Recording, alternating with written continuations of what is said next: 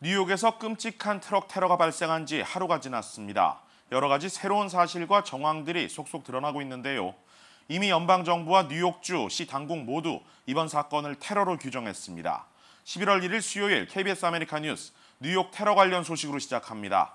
스튜디오에 김진 기자 나왔습니다. 김진 기자, 이번 사건의 용의자의 신원이 밝혀졌죠. 우즈베키스탄 출신의 29살 남성으로 밝혀졌는데 좀 설명해 주시죠.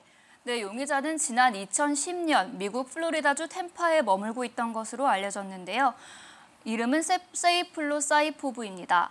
뉴저지에도 주소를 두고 있던 것으로 알려지고 있고요. 지금까지 2012년과 15년에 펜실베니아주에서 교통법규 위반으로 처벌을 받은 것 이외에는 별다른 범죄 기록은 없습니다. 또 최근에는 우버 기사로 6개월간 활동을 해왔는데요. 주변 지인들 말로는 평소에 차분한 성격이고 열심히 일하는 성격이어서 이번 테러를 저질렀다고 믿을 수 없다는 입장을 밝히고 있습니다. 네, 정부가 이번 사건을 테러로 규정을 지었는데 그렇다면 이제 트럼프 정부가 출범한 이후에 처음으로 발생한 미국 내 테러 공격이 되는 거죠. IS가 직접적으로 연관이 돼 있습니까? 현재 뉴욕 당국은 IS와의 직접적인 연관 가능성은 밝히지 않고 있는데요. 하지만 용의자가 IS 추종자라는 것은 분명합니다. 용의자의 트럭에서 IS를 위해 범행을 계획했다는 쪽지가 발견됐고, 그리고 범행을 저지른 이후에 아랍어로 알라우 바크바르, 신은 위대하다라고 외치고 있어서 이런 범행 동기들이 조사가 되고 있고요. 또 지금 총격을 입고 병원에서 치료를 받고 있는데 그 과정에서도 후회나 가책을 느끼기보다는 주변에 자기의 범죄 내용을 자랑스럽게 떠벌리고 다니고 있어서 문제가 되고 있습니다. 예, 이번 사건 이후에 트럼프 대통령이 이민 정책이나 어떤 입국 심사나 이런 것들을 대폭 강화할 것이다, 이런 예상들이 나오고 있는데 어떻습니까? 이미 트럼프 대통령이 국토안보부에 극단적인 입국 심사를 강화하라고 지시를 내린 상태이고요. 구체적으로는 추첨 영주권과 체인 이민제도 폐지 등을 추진하고 있는 것으로 알려졌습니다.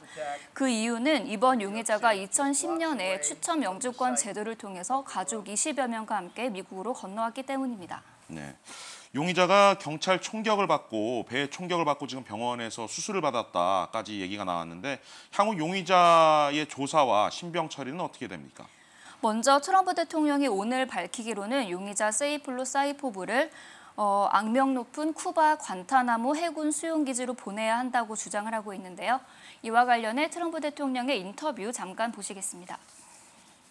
I would certainly consider that, yes.